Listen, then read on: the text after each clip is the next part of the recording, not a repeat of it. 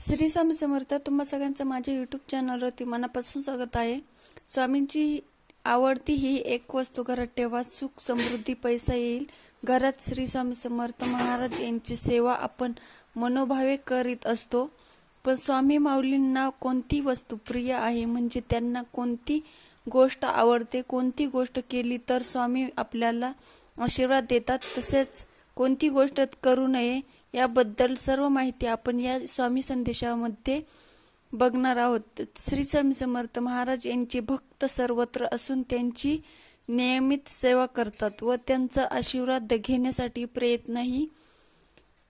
प्रयत्नही करतात. श्री स्वामी समर्थ महाराज यांना मनापासून केलेली भक्ती खूप आवडते. त्यांना कुठलीही अतिरेकीपणा आवडत नाही. तसेच जो सेवा करतो त्याने कुठेही प्रसिद्धी करू नये असे स्वामी सांगतात. म्हणजेच फक्त कोणाला दाखवण्यासाठी सेवा करू नये. स्वामींची भक्ती करताना मनापासून करावी. तसेच एखादी गोष्ट मिळावी म्हणून स्वामींची सेवा करू नये. विविध गोष्टी, विविध वस्तू श्री स्वामी समर्थ महाराजांना आवडत असतात. त्यापैकी एक गोष्ट मी तुम्हाला सांगणार आहे. ही वस्तू तुम्ही तुमच्या जवळ ठेवली तर त्याचा तुम्हाला फायदा होणार आहे. त्यामुळे तुमच्या घरात सुख समृद्धी पैसा विविध मार्गाने तुमच्याकडे येण्यास सुखात होईल. स्वामींना आवडणाऱ्या वस्तू सतत तुमच्या जवळ ठेवत चला. यामुळे तुमच्या मनात कधीच नकारात्मक गोष्टी येणार नाही.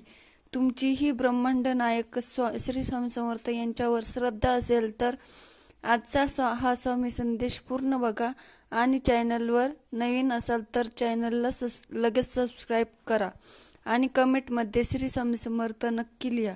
भाग्यवान ठरशील. स्वामी सुख दुःख हे आलेल्या गेलेल्या वाऱ्यासारखी समज. वारा जऱ्या एकसारखा राहत नाही, तसे सुख दुःख एकसारखे राहत नाही.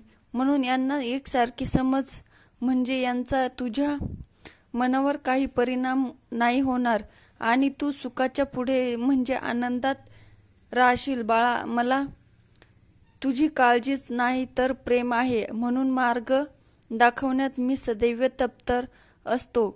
आज जी वस्तू आम्ही तुम्हाला सांगणार आहोत ती कुठेही सहज उपलब्ध होते. ज्या ठिकाणी पूजेचे साहित्य मिळते त्या ठिकाणी किंवा स्वामींच्या केंद्रात ही वस्तू मिळून जाईल. ही वस्तू तुम्ही तुमच्या घरातील देवघरात ठेवून द्या. त्यामुळे तुम्हाला ज्या अडचणी येत आहेत त्या कमी होतील. तसेच तुमच्या नोकरी धंद्यामध्ये येणारी अडचण कमी होईल. ती वस्तू आहे रुद्राक्ष. रुद्राक्ष कितीही मुखी असला तरी चालेल. तसेच तुम्हाला रुद्राक्षाची माळ मिळाली तरी चालेल. तसेच तुम्हाला रुद्राक्षाची माळ मिळाली तरी चालेल. ती घेऊन तुम्ही स्वामींचा जप करत वापरायची. किंवा एक रुद्राक्ष असेल तर देवघरात ठेवण्याआधी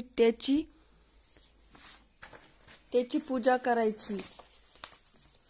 करून मग ते देवघरात ठेवावे. अशी ही स्वामींची आवडती गोष्ट तुमच्या देवघरात ठेवली तर याचा फायदा तुम्हाला नक्कीच होईल. आणि त्यानंतरचा उपाय म्हणजे विशेषतः गुरुवारी भगवान विष्णूंची पूजा करण्याचा नियम आहे.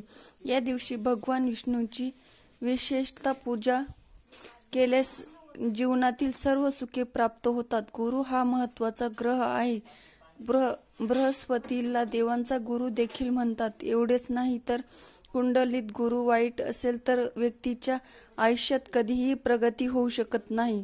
त्याचबरोबर बृहस्पती हा धन, वैवाहिक जीवन आणि संततीचा कारक देखील मानला जातो. तर स्वामी भक्तो, आजचा स्वामी संदेश कसा वाटला कमेंट करून नक्की सांगा. त्याचबरोबर चॅनलला सबस्क्राईब नक्की करा.